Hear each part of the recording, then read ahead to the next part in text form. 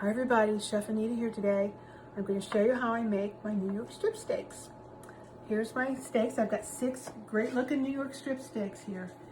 But I want to show you how I cut them. These have a large fat lip on it. Let me show you what I'm going to do with that fat, okay? I'm going to trim, you're going to trim them. I'm going to trim this fat off because I'm going to render it and cook the steaks in this fat. So go around and cut off most of the fat. Leave some of it on there, but cut off most of it. Okay? And then, so go all the way around each of the, I'm going to go around each of these steaks, but I want you to notice something. See this gristle part? I just want you to clip it. Clip it so your steak, when it's cooking, does not cup up. Okay? Because I want them to stay flat. And then I'm going to go around the edges and do the exact same thing. So when you came to Mo and Anita's and had one of my steaks, people would comment, why does it look like that? And that's why. These are not trimmed at a grocery store. I cut all our steaks ourselves. I bought sides of beef and cut it myself. And I would go around and clip the edges. Okay? Your steak should look like that. And if you have a large gristle section, Marley really wants some steak today. I think I'll give her some. But that's what I'm going to do. I'm going to go through and just basically stab that and give it a cut because I don't want it to be clipping or cupping up, as it's called. It's great in pepperoni, but not great on your steak. So I'm going to go through each and every one of these and do that. I'm going to cut some of this fat off here. Okay. See you in a bit. So I cut this much fat off from this one New York strip steak. Let me show you what I do next. I'm going to pat it dry on both sides, real good. Then I'm going to season it, and I'm going to put it back on my sheet tray. I'm going to let it sit at room temperature for about an hour. Let me move these out of the way, dry off that portion of my tray.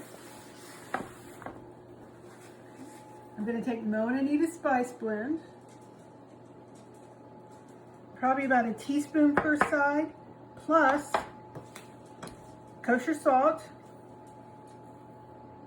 and I'm going to do some coarse ground black pepper. Okay, this is kosher salt. I got about that much. Push that in. Pepper grinder. And I push it in. And I flip it over. Actually, I'm going to lay it on my pan here now. If you come back, lay it on my pan. Get my kosher salt, my spice blend. And there's nothing really super fancy here. You actually want your steak to taste like meat, to taste like a great steak. And these are really, really good quality steaks here. And fat equals flavor. So these are well marbled steaks. Make sure you season it really well. You want that salt in your steak. Okay? Now, black pepper.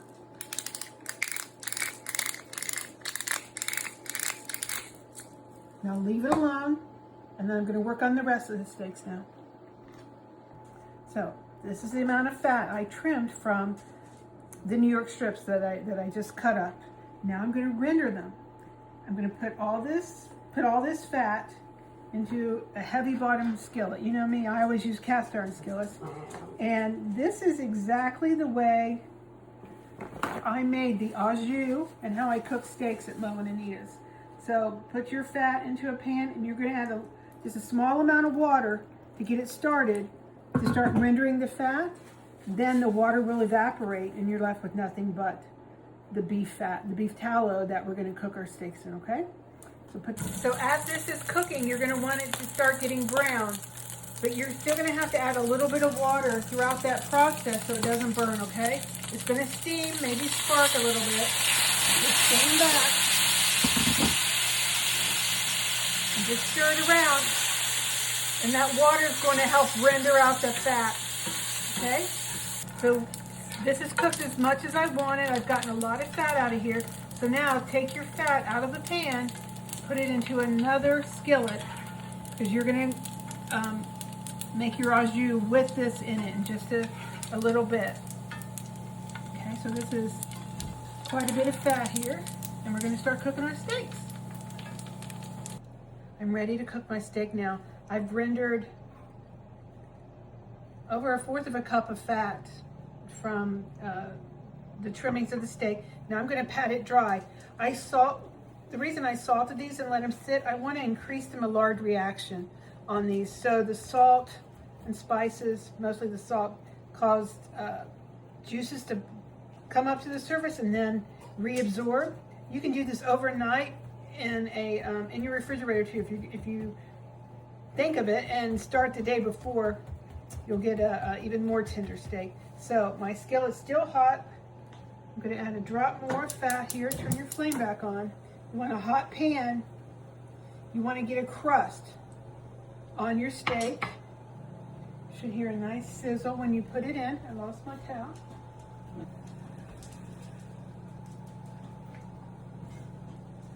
Okay, so now I'm going to put my steak in. It's dry, so make sure you dried all that moisture off from it. Is your pan hot? Mine's really hot. There we go. Don't move this steak. Let it sit there. Okay, my steak's been here a couple minutes. It's got a really nice crust on it.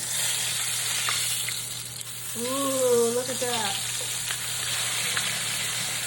And let it keep cooking on the other side without moving it around.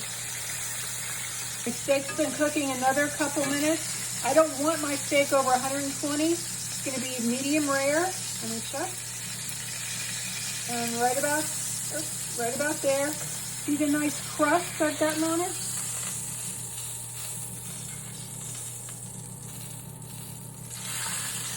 This is my very crunchy, almost like a pork rind, but it's a beef rind, fat.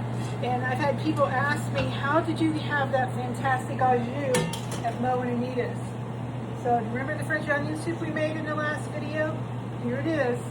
So it was a combination of this beef fat and French onion soup cooked down. I reduced it so it was very, very thick. So now I'm going to add some of my French onion soup. I kept it in the freezer. And I'm just going to reduce it, probably by half. And that's your au jus. The steak's all done. Hope you enjoy your dinner tonight. And this is the au jus from the French onion soup. Now Mo's. Ooh, that looks good. Ooh,